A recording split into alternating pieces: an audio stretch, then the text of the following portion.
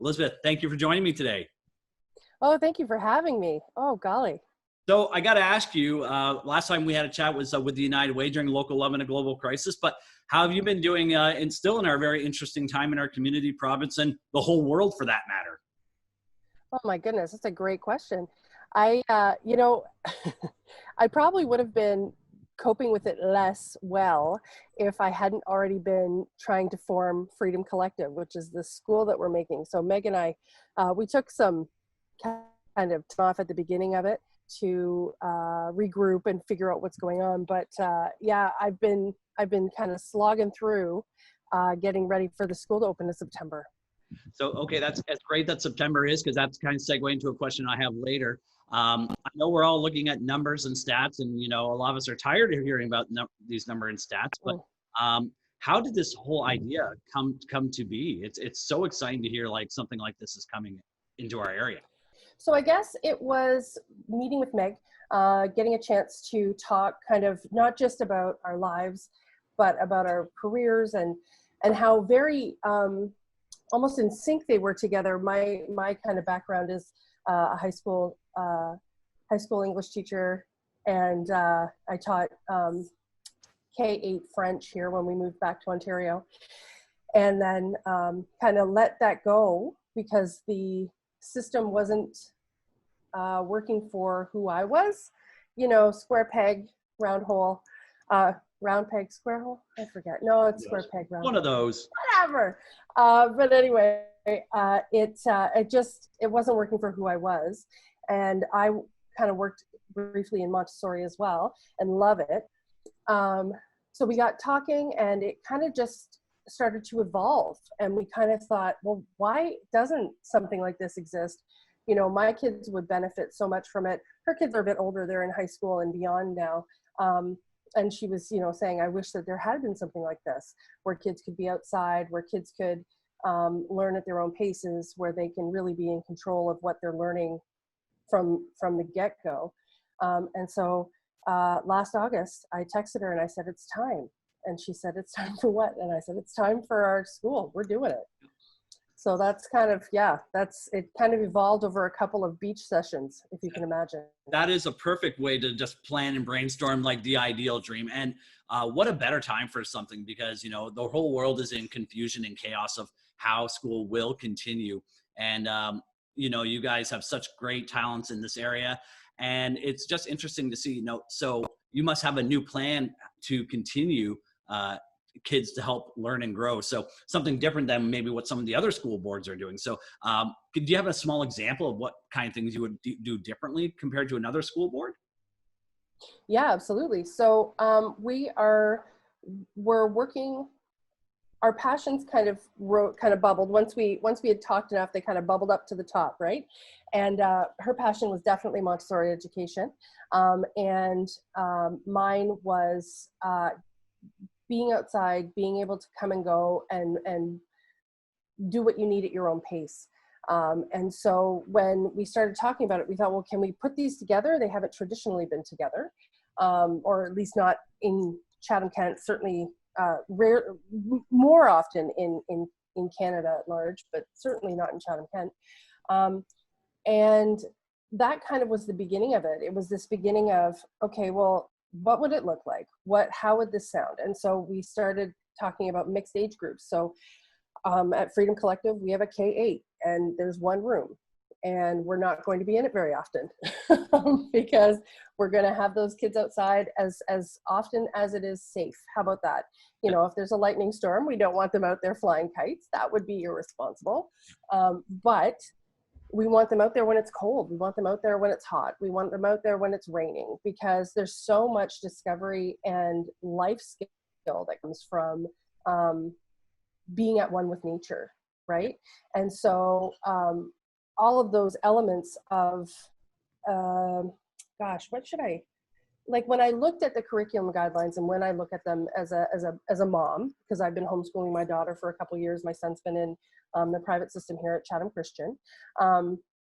And when I look at the curriculum guidelines, as somebody who Maybe it comes from my cooking style, because like I grab a bunch of ingredients and I'm like, let's make this happen and see if it tastes good. And I throw it kind of all in a pan and we kind of zhuzh it up. I feel like you do that maybe sometimes with your pea.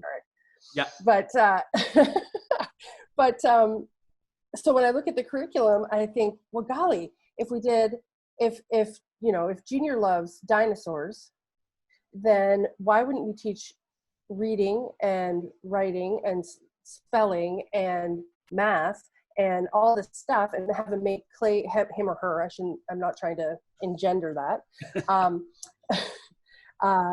have that child make dioramas and things that would represent art and social studies and all of these things, because you could knock off so many cross-curricular guidelines, I guess, or learning, just by kind of infusing it into that thing that Junior loves, right? So that's kind of the background about what we're doing. And Montessori really feeds that style of learning. It's very hands-on. It's 100%, or as 100% as you can, student-led learning. And it's very child-centered. So if the child isn't into it, then they're not ready for it. And you can either figure out a way, kind of like zucchini bread, you can figure out a way to get the vegetables in. Yep. Or you can go ahead and put them out in front and wait for them to love it on their own. There's a lot of great things that you just spoke. The fact that you're in a Serenity to bring the kids outside, that's bringing like a throwback to more recess time, more like getting one with nature and more socializing, even though it's an interesting time to socialize. The other thing, I'm going to take a page out of Brio's Spark Potential. That's exactly what it sounds like you're doing, is you're finding the likes of all these kids, the strong suits of them. And that's something, again, that we kind of throw back to, when I remember when I was in elementary school, I said, hey, I really loved doing spelling. And then I wasn't great at grammar, but you'll find those things that each kid will really love. So I think this is something super cool to see. So I'm just throwing a picture up of the 3D rendered picture, or a personally drawn, whatever it was. Yeah. When I talked from the first foremost, it reminds me of like the traditional like pioneer schools, and it's so cool. How did this design come to mind? I know you spoke a little bit earlier on it, but it does just really hit home for like, this is what school looked like in the 1800s. We are going to have running water. We will have electricity. I hope so. Like I should say that. We also use buttons and zippers. Oh. No, but so much evolution. When we started talking about a structure, Brad Campbell, he's the man who owns the land. It's 78 acres, if you can imagine, of naturalized farmland. So his parents had Jersey cattle that would roam. So they have beautiful trees and beautiful, they actually have like a hill or two in Chatham-Kent. Yeah, hills in Chatham, more than Kingston Hill. That's amazing. Yeah. But yeah, so when we were looking at this space and we were talking to Brad, and we said, well, really, we'd be happy with just an old barn, with some electricity and water. But I'll do one better. Let me talk to Rose. So we talked to Roseman, who is an architect out of her eco store on King with J.M. Fry. Rad is her, R-A-D, Rad Earth Essentials is what's coming up in my head. But anyway, she is super brilliant. She's been working with the city on creating little, I guess, tiny houses to help with the housing crisis that we're in as well. Really understands utility and minimal kind of lines and that really kind of sleek, I don't know, just really find it very contemporary, very modern. So she really understood that. And so Brad said, okay, here, I was listening to you. I talked to Rosie. This is what she did. And we looked at the pictures and we just crying. Like, it's like you stepped in our brains. Cause yeah, we really wanted something with lots of windows and to allow the sunlight to come in. Well, any weather really. I mean, even the gray, rain can really look amazing through windows anyway. But yeah, it's just really everything we wanted. Yeah, it does. Like the moment I saw the Facebook post and I looked at it and said, wow, this is something I wish I could have had for a school, because it just pops and it just shows like the creativity, you know, the thinking. You could just see like a kid going in there, like, I can do so many things just by entering this building. So it's Oh, really thank cool. you. Obviously, Rome wasn't built in a day. I know you said September is the big launch day. Is there anything that's kind of holding it back right now with it being so close to the school season, or are you guys feeling ready and raring to go? Oh, yes, we're super ready.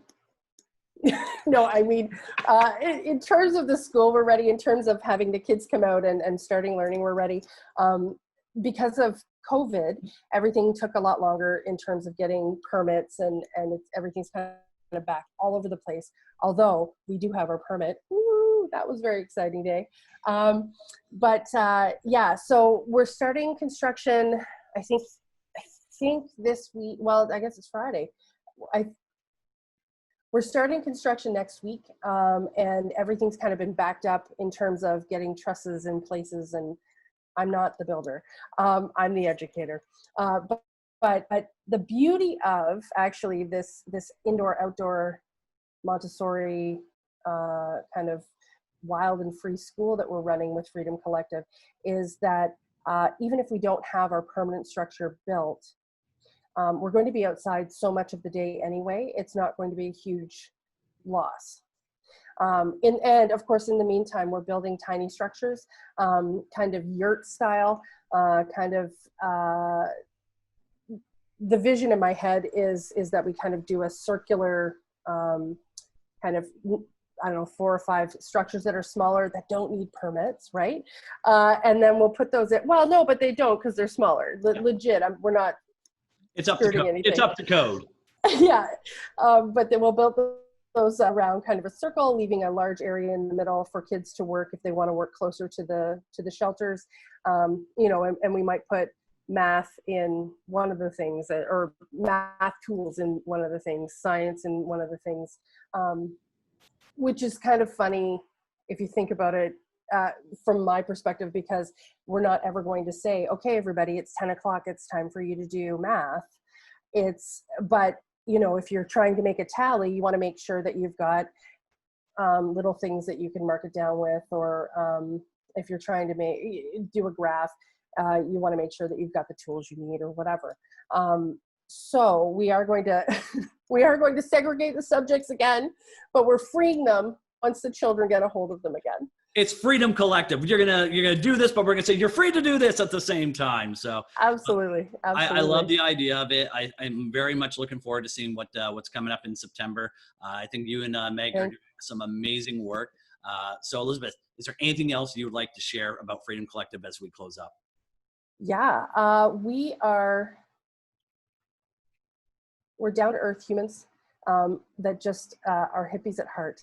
And so when we're looking for kids that are going to fit that, it might not be the right look for your family. And because it's a private education institution, okay, I think some people think, oh, well, I should or I shouldn't because of that. And especially right now with COVID, and especially with all of the different choices that we have, there is a general feeling like you're damned if you do or you're damned if you don't. And what I keep reminding people, honestly, as much as I'd love to meet your child at my school, you have to do the right thing for your family with the information you have right now. That's all you have to do any day. But I think right now we spend a lot of time looking around and saying, well, they're doing this, or my parents say we should do this, or whatever. And really it comes down to what is going to make your family work best right now. It might not be the thing that worked 4 months ago. It might not be the same thing you choose 4 months from now. But if you're making a choice and you're making a decision from a place of love and a place of caring and a place where you're really looking at the needs of your family unit, you're not going to make the wrong choice. And I think that regardless of where your child ends up at school this year, whether they're at home, whether they're online, whether they're in person, whatever, I think I would really love to just spread the word of do the best thing that's right for your family. And then at the end of the day, it doesn't matter what other people think. Yeah. As long as you're happy and we all get through this one day at a time. And I think September is going to be a very interesting time. And I'm definitely looking forward to seeing how school unleashes, especially with Freedom Collective. So lots of great things coming our way. So thank you for all that you guys are doing out there. Thank you so much. Our website too is freedomcollectiveck.com if you want to check it out. I'll put it in the link right down here. It's actually there, right there. It's like magical. It just appeared. And other than that, thank you so much, Eric, for taking this time with me.